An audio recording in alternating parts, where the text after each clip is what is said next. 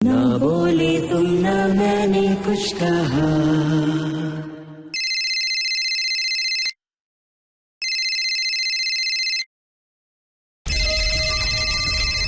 रिमझिम के पापा का फोन इस वक्त। हेलो मैम, मैं बोल रहा हूँ रिमझिम।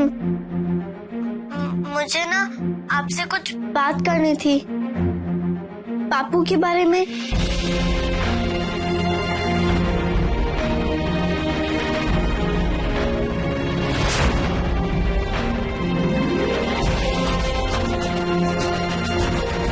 क्या हुआ तुम्हारे पापू को?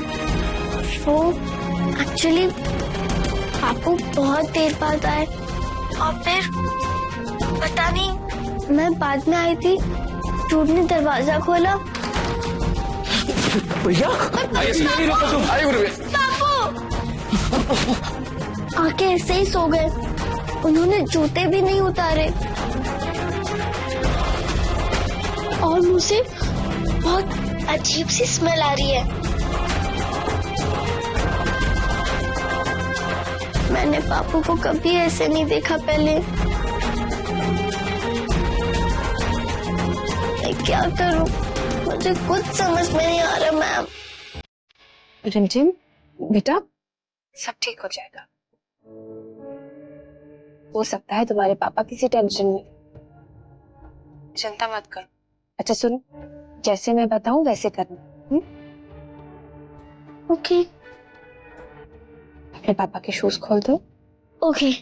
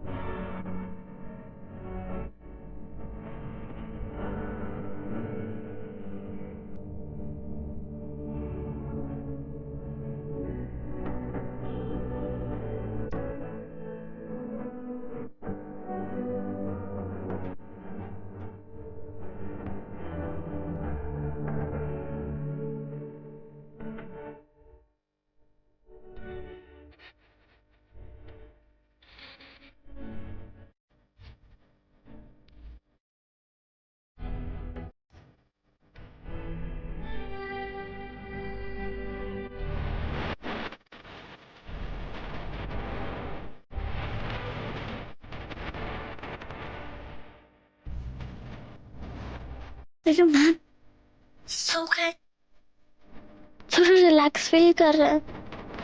गुड। तो अब तुम भी अपने आंसू पोंछ लो।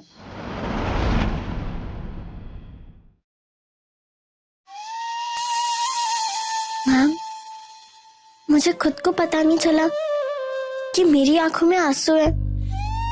आपको कैसे पता चला? माँ हो ना, इसलिए सब जानती। अब तुम अपने पापू को हक करके सो जाओ। सुबह तक तुम्हारे पापू बिल्कुल ठीक हो जाएंगे। कोई भी दिक्कत हो तो मुझे फोन कर ले। Okay, good night.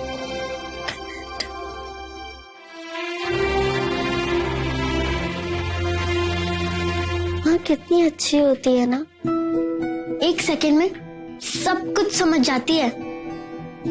जैसे कि यशोदा मैया ने उनके कान्हा की प्रॉब्लम ही दूर कर दी, एक मैजिक वॉन्ड की तरह सब कुछ ठीक कर दिया। कितना अच्छा है, कोई टेंशन ही नहीं।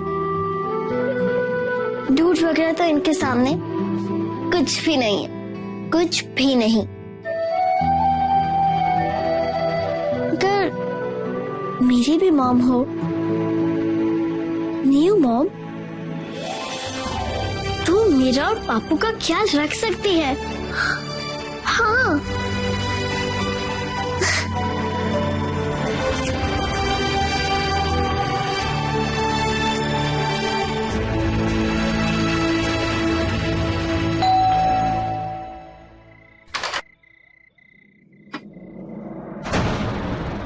कहाँ रह गए थे तुम? पता भी है क्या टाइम हो रहा है? ऐसा क्या हो गया था जो आप घर निकलिए, हम जरा सर जी के पास होके आ रहे हैं। उन्हें इस समय ऐसे इंसान की जरूरत है जो उन्हें समझ सके।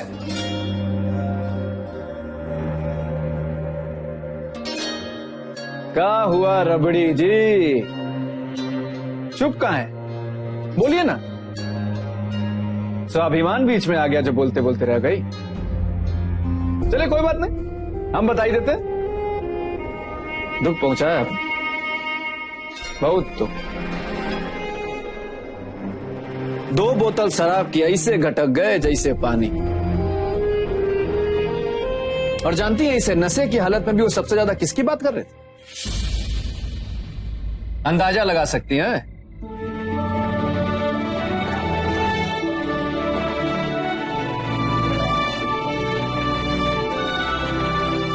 मुझे क्यों बता रहे हो? मैंने पूछा क्या?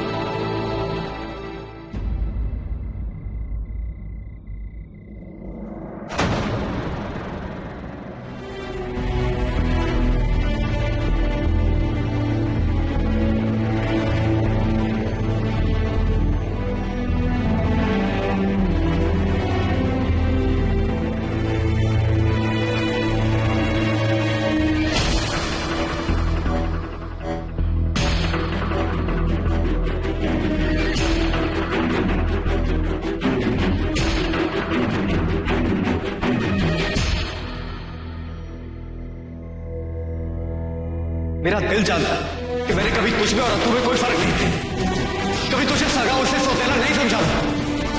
सौतेला तुम तब भी नहीं बन सकता जब तुम लोगों ने अपनी नजर में मुझे सौतेला माना। कोई समझे या ना समझे, मैंने हमेशा यही सोचा था कि ये जवानी तो अपने स्पाइडरमैन को समझे।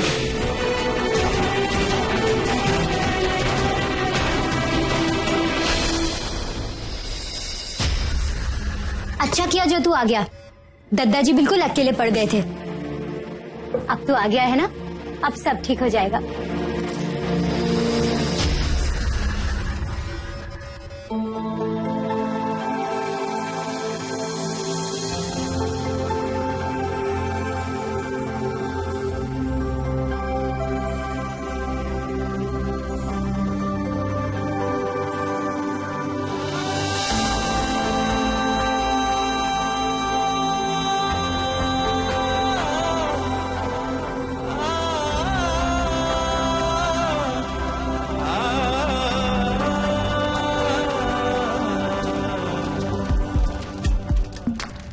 रसोई से सब नौकरों को छुट्टी दे दी। एक एक चीज अपने हाथों से बनाई है, सब तेरे पसंद की। ये ले। जब इंसान भूखा हो तो फर्क इस बात का नहीं पड़ता कि खाना किसने बनाया।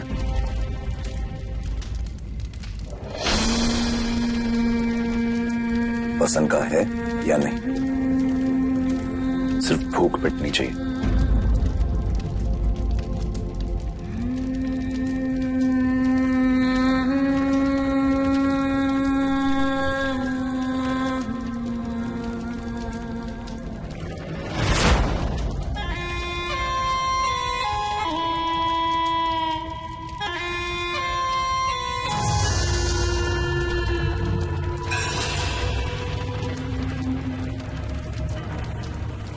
तुझे इंदौर किसने बुलाया?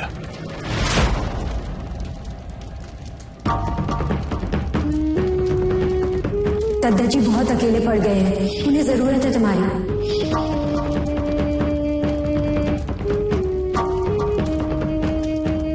आपकी चिंता ने। चिंता के लिए तुझे झांसी दिया है ना? इसलिए तो झांसी कभी आपकी बेइज्जती और बदनामी की वजह नहीं बना, और यहां तो आपका सगा पोता ही आपकी इज्जत उछाल रहा है। देखा नहीं गया तो आ गया। बूढ़ा हूं, कमजोर नहीं हूं।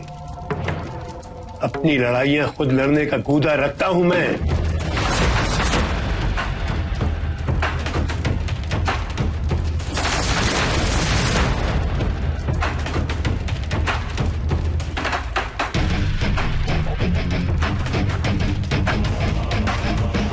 शर्मा, मुन्ना आया है। आज ही झांसी लौटना चाहता है। गाड़ी तैयार रखो। नहीं, अभी तो रोटी खा रहा है, खाते ही रवानगी डालेगा।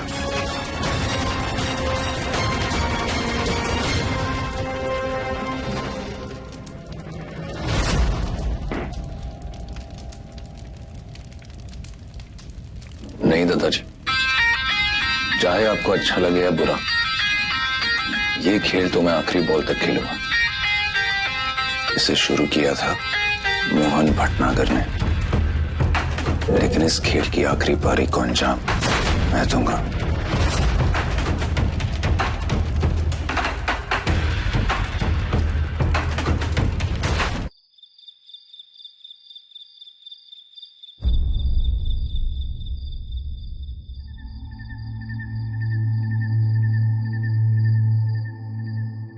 गौर से देखो मुझे, मैं तुम्हारी वो चवन्नी नहीं हूं जो अपने स्पाइडरमैन की हर बात पर विश्वास कर लेती थी। मुझे तुम्हारी किसी भी बात पर कोई यकीन नहीं है। मुझे सिर्फ एक सच पता है कि हमने अद्दू को सिर्फ तुम्हारी वजह से खोया है, सिर्फ और सिर्फ तुम्हारी वजह से।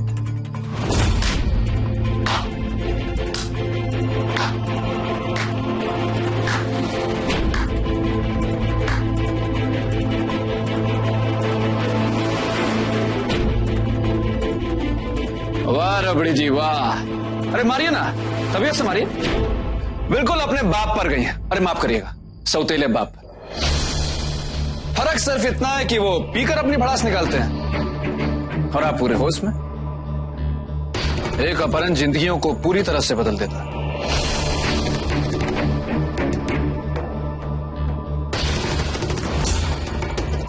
अपहरण नहीं था, भागा था अपने सौतेले बाप के डर से।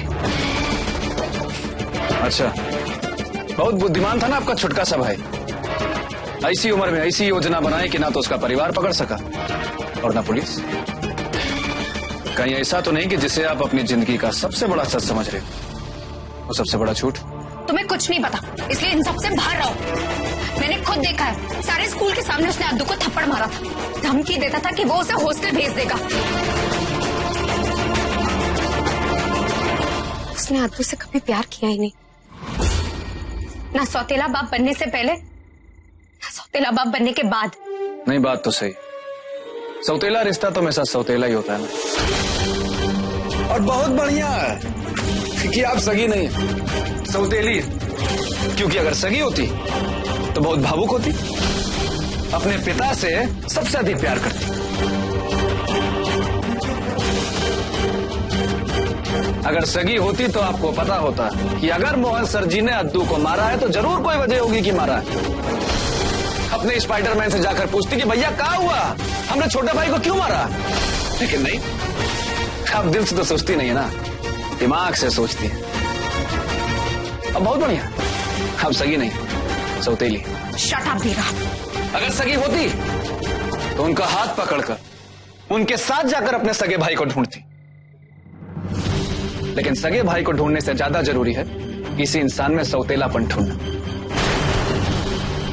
अगर सगी होती तो अपने भाई और अपने पिता को खोने का दर्द आपको एक समान लगता, लेकिन नहीं, आप तो सगी नहीं है ना, सौतेली। शट अप वीरा।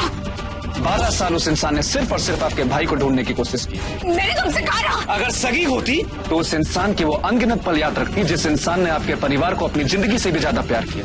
लेकिन भगवान का शुक्र है कि आपको सिर्फ उनका अद्दू को थप्पड़ मारना याद है। और बहुत बढ़िया कि आप सगी नहीं है, सौतेली है।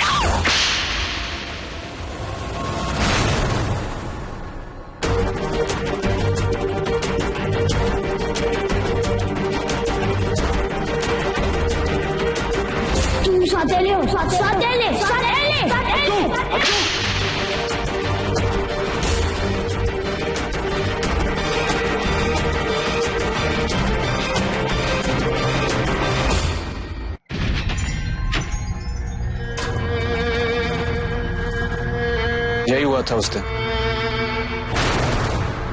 अद्दू और आपके सौतेले बाप के बीच। अब समझ में आया ये गुस्सा, ये झुंझलाहट, जब बार बार किसी को सौतेला बुलाया जाए।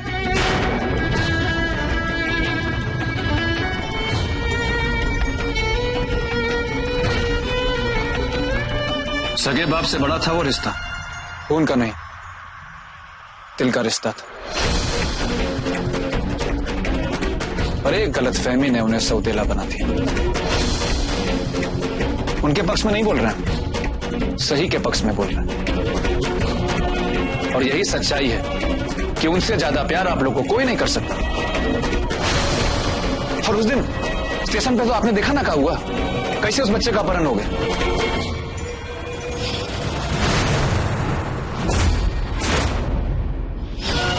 और हमें शक नहीं, पूरा यकीन है कि अद्दू के साथ भी यही हुआ था। और प्रोजेक्ट तलाश तो उन्होंने ही शुरू किया था ना, फिर उनसे इतनी नफरत काहे की, क्यों? एक गलतफहमी, एक परिवार की खुशियों को, उनके प्यार को और उनकी एकजुटता को नष्ट कर दिया। जब साथ देने की जरूरत थी तभी साथ छोड़ दिया।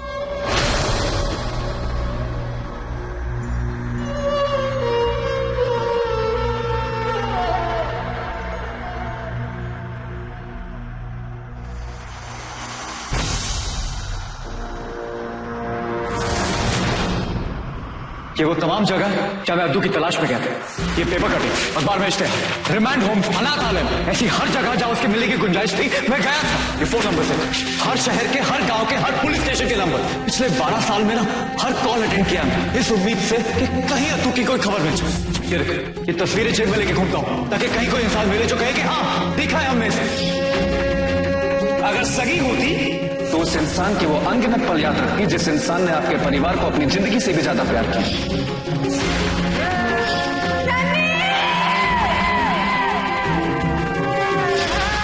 ये खबर अमर की बेगुनाही की होगी या फिर उसकी प्यारी बच्ची की मौत की, इस बात का निर्णय तुम्हें लेना है।